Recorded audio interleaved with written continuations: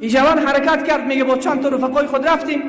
وقتی دیدید خرما را توزیع کردم، من رفتم به خانه پدرکلان و مادرکلان.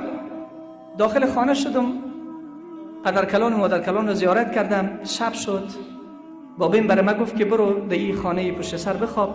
پسرم تو خو مؤذن هستی، سحرخیز هستی، همیشه سحر میخیزی، مرا در نماز صبح بیدار بکن. کمی ضعیف شدم. گفتم خب بس. رفتم دروازه را باز کردم. جوان 20 سال سن دارد، مستند است. خالد راشدی صحبتش میکنه که از علمای بسیار سرشناس عربستان است. میگه من رفتم در داخل خانه خوابیدم. در خانه بابی من، در خانه همین بیبی من، یک دختر بسیار زیبا صورت خدمت میکرد.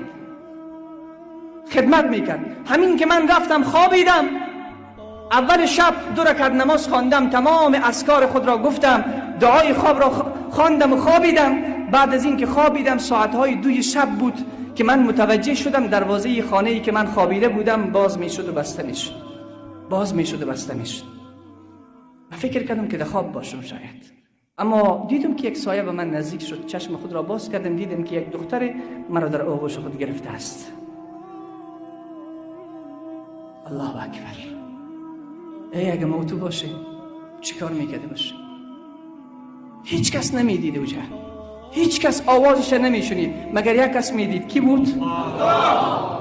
با آواز بلند کی بود؟ الله.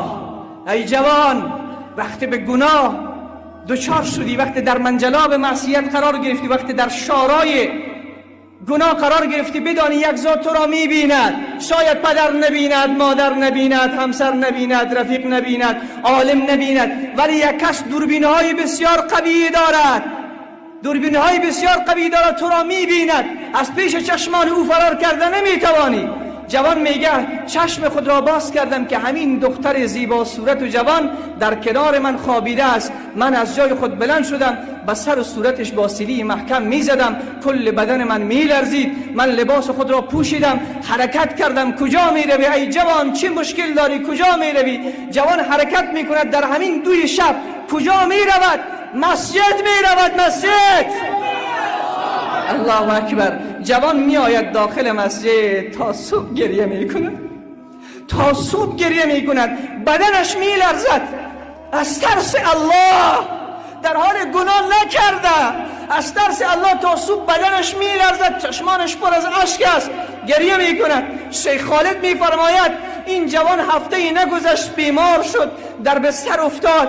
وقتی به عیادتش رفتن گفتن چرا بیمار شدی؟ گفت ترس خدا مرا بیمار کرده است.